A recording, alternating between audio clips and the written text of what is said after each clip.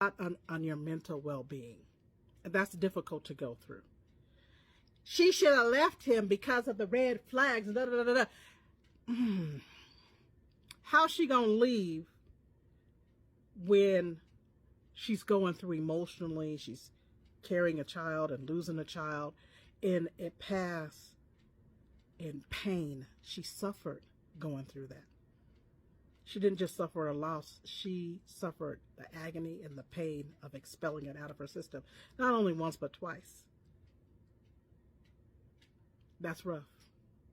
And then also the self-condemnation that she was living through, because she is a church-going woman, knowing that just because it was COVID and who wants to be alone doing a shut-in and a lockdown, here she is, and her family knows that she's been shacking up or living with this man of her choosing. How could she leave when she wants? That's embarrassing.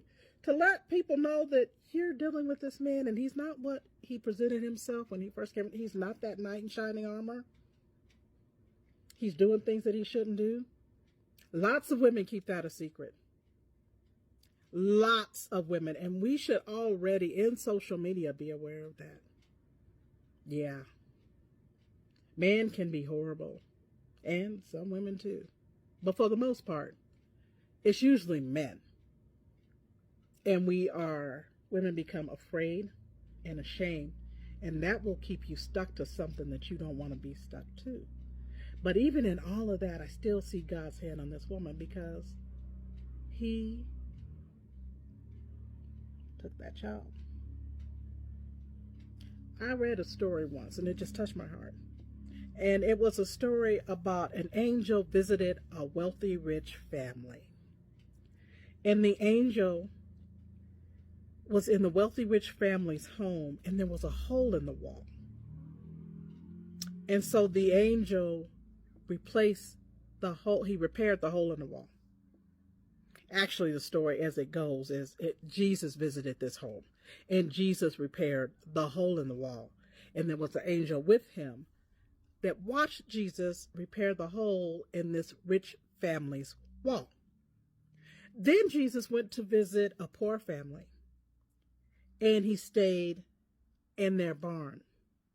There was a cow in the barn that the family was using to get milk from.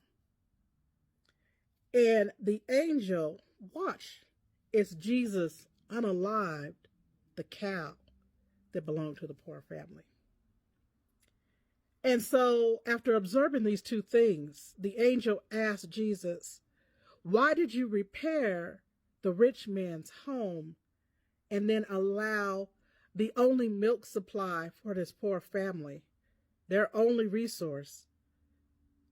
Why did you unalive it?" So Jesus said to the angel, "In the rich man's home, there was gold hidden in the walls. And if I did not cover the hole, the gold would have been discovered. And as far as the poor family goes, that cow was diseased and it was producing bad milk that would have killed, unalived them all. So that's why I took away the cow." See, we don't understand how the Spirit is moving. We don't get it. We are clueless, because the heart of mankind is wicked altogether.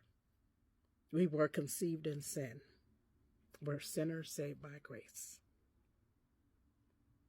So with that story said, and when I listened to Risa Tisa's story, I just saw the hand of God all over her, because he took that baby away. If she still had that baby, that man will still be in her life, and she would not be able to get away from him, because they would be forever connected through that child. And she got away not without pain, not unscathed, but easier than a lot of people, because she was not financially connected to him. She never did get a bank account with this man. She was tempted. She didn't do it. The house That's terrible. He's taking her to see all these homes, and she's looking at all these beautiful homes, and he knew that she would never have these homes. Thank God for that. Because she would still be tied to this man had they been able to purchase a home together. There's so many things that God covered his child. And just today, as a matter of fact, he covered me. Oh, yeah, I'm his too, in case you didn't know. I belong to him.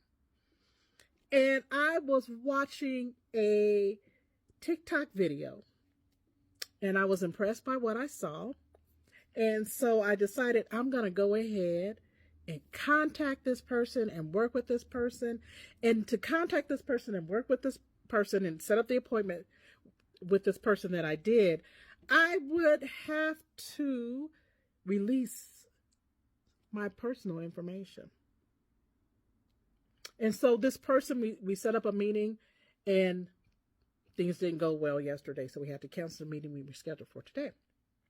So today, I'm waiting for this person to contact me so that we could follow through. And I get a call from someone else, not the person I was expecting. And this person on the line is like, okay, I'm calling because you're interested in whatever I was interested in. And I said, no, I'm sorry, I'm not interested. Because I thought that they were solicitors. And I'm like, what a coincidence. I'm expecting a call regarding this. And then I get somebody soliciting me out of the blue, out of nowhere, somebody that I don't know. Well, when the time came for me to meet and talk with the other person, my phone didn't ring. So I picked up my phone and I see that I had a text message from the person that said, my partner is going to give you a call to review with you. And I was like, so that wasn't a solicitor. That was my expected appointment. I just didn't know that someone else was going to be contacting me. So I text back and I said, apologies, but I denied that person because I thought they were a solicitor and I was expecting to hear from you and I did not. And so that person texted me back and said, yeah, that's why I sent you the text message to let you know that my partner was going to follow up with you. And I said, well, you know what? At this point, I'm skeptical about strangers and I'm uncomfortable with releasing my personal information to people I don't know. Now, because I had seen the other person on video, I trusted them. I didn't know them, but I trusted them because of a video. And so when things fell through yesterday and then things fell through again today, I told her at this point, you know what? I'm going to contact someone who I do know, who I feel comfortable releasing my personal information with, and I'll go from there. And I wish you the best in your endeavors. And then when my daughter came down, she says, what did you do?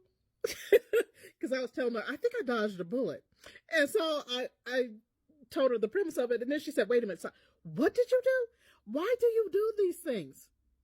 Why are you trusting strangers? Why are you in blah, blah, blah, and all these questions? I said, I don't know why I keep doing this. I've been burned several times. I don't know what's wrong with me. It's just who I am and how I am. But my Father, who art in heaven, protected me. He protects me. I'm sure he's looking down at me like, now look at you. Here you go again. I just got you out of a mess last week. I just got you out of a mess 6 months ago. And here you go again. When are you going to learn? Because sometimes, people, we are hard-headed. Again, it's the nature of the beast. We're hard-headed. But he loves us regardless. And that's a beautiful thing.